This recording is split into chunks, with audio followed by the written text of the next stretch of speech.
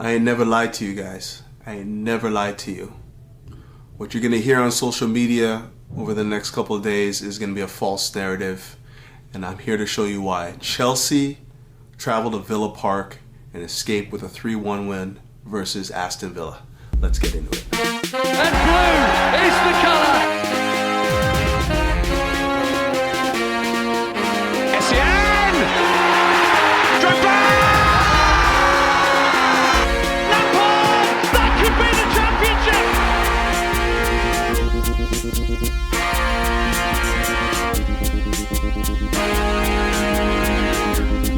Greetings! Welcome back to Couch Critic with me, Dennis P, for what is your Chelsea match review, but more specifically, a tactical synopsis of Chelsea's performance in the FA Cup versus Aston Villa.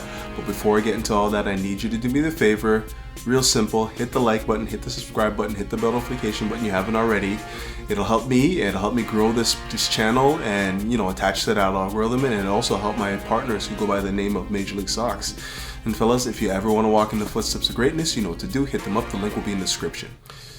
Wow, more like it, right? Seeing Chelsea actually show some fight on the pitch, showing that they have some understanding of what the manager is asking of them. All of this was just so much on display against Aston Villa in the FA Cup, the 5th round replay. And I'm not going to do much in this video. I'm basically just going to illustrate that a lot of what we've been seeing the last month and a half in terms of tactics were employed against this Villa team. I think you're going to be hearing a lot from a lot of people that Chelsea changed their setup, changed their system and whatnot. And while I do think they have tweaked it, they certainly have tweaked it, I don't think that the principles of that particular setup have changed a great deal. Now we're going to start specifically with the role of Moises Caicedo and Enzo Fernandez, because obviously that has all sorts of consternation all over the net. Why are they not playing as a double pivot? Why do you see Enzo attacking as an attacking 8, sometimes looking at like a number 10? Why is it that Enzo's always left, isolated up the field and we're leaving Caicedo to cover too much ground? And, I don't think that this changed in this game. I don't think it changed at all. Granted, in some of the build-up phases, you will see Enzo drop deep to get onto the ball.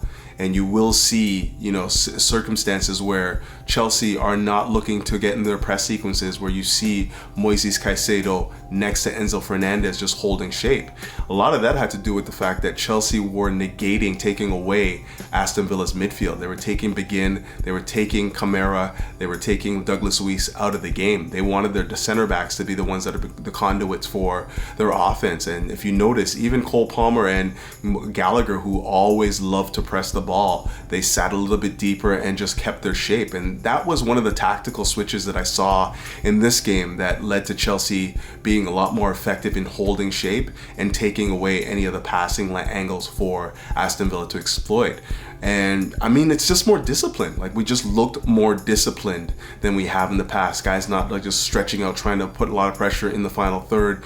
Guys just holding their shape and like allowing Aston Villa to make the mistakes that we capitalize on. And they made a plethora of them. Like, I can count in the first half alone where Kamara gave away the ball maybe like 4 or 5 times, just straight balls right into our defenders and whatnot. And that was what helped kickstart some of Chelsea's counterattacking moves. But again, the press was not a huge part of what Chelsea used to effectively play Villa out of their game and to, force them into mistakes. Now, much of what we saw in this game against Aston Villa was less of a 4-2-3-1 and more of a 4-3-3 single pivot.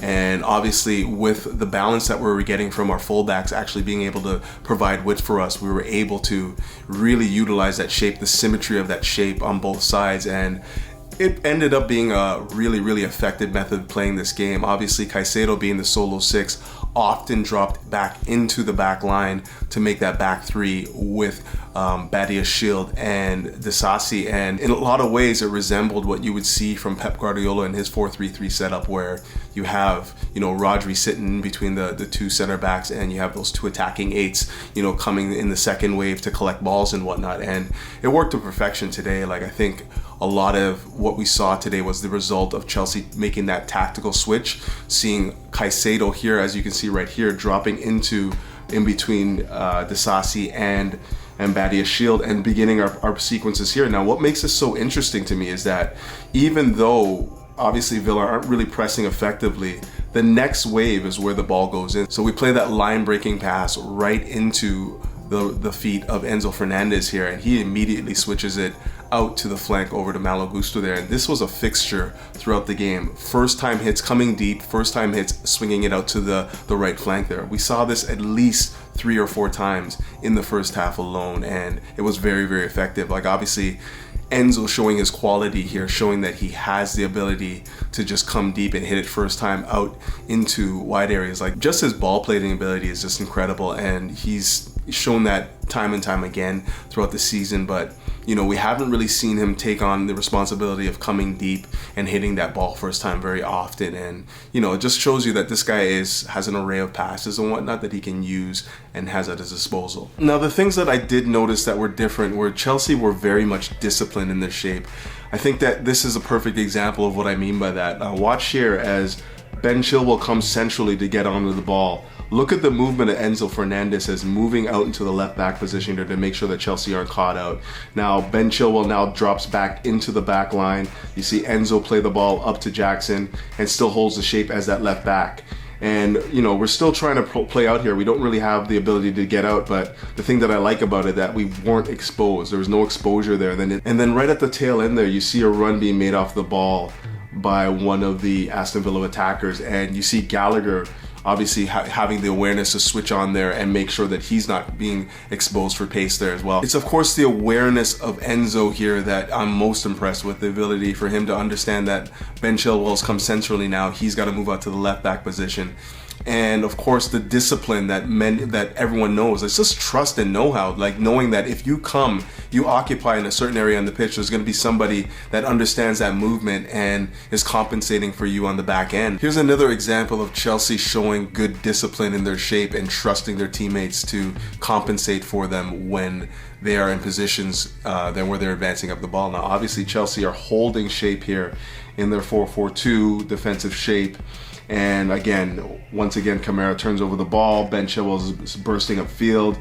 He gets into the left wing position. And, you know, remember in this shape, this 4-4-2, when we're in this shape here, obviously Jackson is our winger. And I just like the fact that when you see him in this shape here, he's not looking to get into offensive positions there. He's looking to hold the shape. You know, he notices that Ben Chilwell's made that run, and instead of, you know, trying to join him in that left wing position, he's now decided to hold shape and allow for that attack to develop on its own without him exposing our left flank there where Ben Chilwell has vacated it. And this is what I'm talking about tactical discipline. This is what I'm talking about, defensive awareness and whatnot. When we are winning the ball in good areas, we're not losing ourselves by bombing forward and not, you know, being in a controlled manner when we're attacking. Now, what I'm going to try to dispel in this game is that Chelsea played with a double pivot. I don't think that was actually the case. Like I said, I think it was more of a 4-3-3 with obviously Caicedo operating as a solo pivot here. And here's another perfect example of what people were very, very, you know, upset about our shape and our tactics in games past, where you see Caicedo come deep to get onto the ball and not be supported by another midfielder. And you know, here's a perfect example of it again where it happens here. You know, obviously Petrovic is in the ball, he plays it right through the middle, no pressure on Caicedo, which is a big difference. He plays it back to Petrovic. And all through this whole sequence right now so far, you're not seeing Enzo anywhere until the ball is released by Badiashile, where Enzo is basically in attacking 8, number 10 position and looking to go 1v1 against the Villa defender. And this was often what we saw in games subsequent to this or previous to this, where, you know, Enzo was often looked at as, you know, shadow striker, number 10, attacking 8. And I don't think that changed in this game. It was just the timing, the times in which he was able to get on the ball in those areas was when Chelsea were basically transitioning up the pitch. Whereas in the past, what you would have seen is, like, you know, Chelsea are in the build-up phase and you're seeing Enzo just, you know, threatening their box in our build-up rather than, you know, making the runs to get into those areas. So again, I don't think a lot changed in the principles. I just think that we were more switched on and recognized when the opportunities were to spring Enzo into those open areas and get onto the ball. This here is another illustration of Chelsea playing single pivot with the attacking eights coming back to get into that second wave, and I just love the movement here. They're all in synergy, like everyone understands where they need to be. You can see Conor Gallagher and Enzo moving in tandem to get onto the ball, and I mean, Villa doesn't really do a good job of pressing the ball here, obviously, but it's just the understanding and awareness of where they need to be to get onto the ball. You see both Gallagher and Enzo drop to get into those areas there, and that wasn't the first time we saw that all match. That happened time and time again, where Chelsea were in positions where, you know, they could get onto the ball with Caicedo coming deep and play it into, you know, our attacking eights in that second wave of our build-up phase. Now this next sequence here where Chelsea are playing out from the back is kind of where a lot of people have a lot of difficulty with how Chelsea are playing out from the back. And it basically comes in, like, the first thing you notice here in this clip here is Enzo Fernandez is screaming for the ball. He's obviously in the second wave of our build-up phase. He's in that second wave where he comes deep he runs onto the ball to get onto it, and has been swinging that pass out to the flank and whatnot. Here he's begging for the ball. Petrovic, who again, I just struggle with his distribution. I don't think that he's very good at recognizing distribution areas and whatnot, and is not very good at accurately picking out those passes. But here again, he decides to play the safe ball out to Disasi here, and Chelsea get caught. You know, Chelsea get caught. We don't have the shape to deal with the numbers that Villa have here, and you know, there's a turnover. You see Cole Palmer come deep here to get on the ball, but again, we're just trapped. There's nowhere to go. Turns over the ball, and then, you know, obviously Villa's right back into the teeth of the defense. And these are the things that happen with Chelsea time and time again that people have a problem with. You know, when we are playing out from the back, we don't have the numerical numbers to deal with, you know, compensate for teams that, you know, press aggressively. And, you know, this is just one instance here. And of course, you look at the very end of that video there, you can see again, Enzo Fernandez is just livid with Petrovic for not giving him the ball, you know, in acres of space. And it's just recognition. We have to know when we can bypass that first wave, bypass that, you know, our first phase, and get right into the second phase. Because obviously in this scenario here, Enzo Fernandez gets on the ball and we're already have bypassed like 4 or 5 players, and it's just recognition again. And you know, for me, sometimes when you have a goalkeeper that does not recognize, you know, is not comfortable playing out from the back and does not, you know, have decent distribution, they will look off those plays for the simpler ball. Yeah, but overall, I think it was just a really well-disciplined team. Like, we finally got a performance from this team that was complete, you know, where we got, you know, about 75 minutes of control, and then, you know, just kind of saw out the match. You know, Pochettino once again doing all he can to see out the match, switching to a 5-4-1 late on to that game, even though we conceded, you know, from that set piece. It was good to see that he was trying to preserve that 3-0 win by bringing on more defenders when we brought on Thiago Silva. And of course, we brought on Alfie Gilchrist for an injured Badiashile. Hopefully it's not too serious, because I thought that this was one of his best matches for Chelsea. Him and Disasi in tandem. And, you know, again, much of what we saw today was more of Chelsea just obviously changing their tactics quite a bit. Like, we weren't playing a 4-2-3-1 or a 4-1-4-1. It was basically a traditional 4-3-3 with Caicedo being the deepest number 6.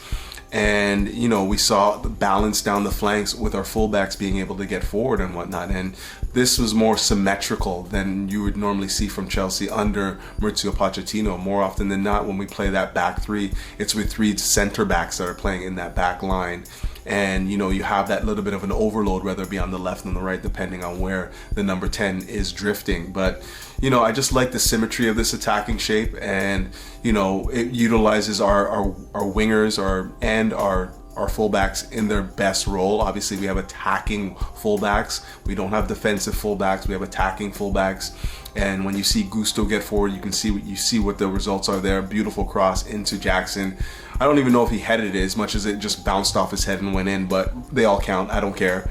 And of course, Ben Chilwell, you know, his best attribute is making runs off the ball and ball striking ability. So, you know, we're starting to see that return to their game as well. So for me, it was less about, you know, the actual shape of the pivot and whatnot. It was more about Chelsea just utilizing the wide areas to devastating effect and giving our fullbacks the freedom to get forward, knowing that they're going to be compensated for defensively if they should bomb forward. And like this is maybe something this is the one change, the one wrinkle that we can use going forward to help balance the squad a bit more. Use our wingbacks, our wingers, and our fullbacks a little bit more to provide us with, that attacking intent in the final third. But I do think I'm going to wrap it up there. Chelsea advance in the FA Cup against Aston Villa.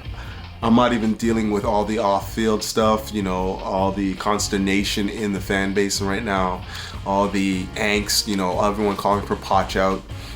I just know this just takes time, As much as I haven't been happy with the results, especially a 4-1 to Liverpool, followed up by 4-2 to the Wolves, I'm not happy about that either. I was very disappointed with the performance that we put in against the Wolves in particular. But I don't think that everything that we're seeing on the pitch right now is down to the manager. You're going to hear a lot of people say that, yeah, we switched tactics, and to a certain extent we did, because, like I said, there was more of that single pivot action with a more traditional 4-3-3 than that asymmetrical three at the back and the number 10s on the pitch. But overall, I think that the principles of what we were doing in our build-up phases are exactly the same. Enzo is still attacking the box. Chelsea are still attacking with 4s and 5s when we're in the final third.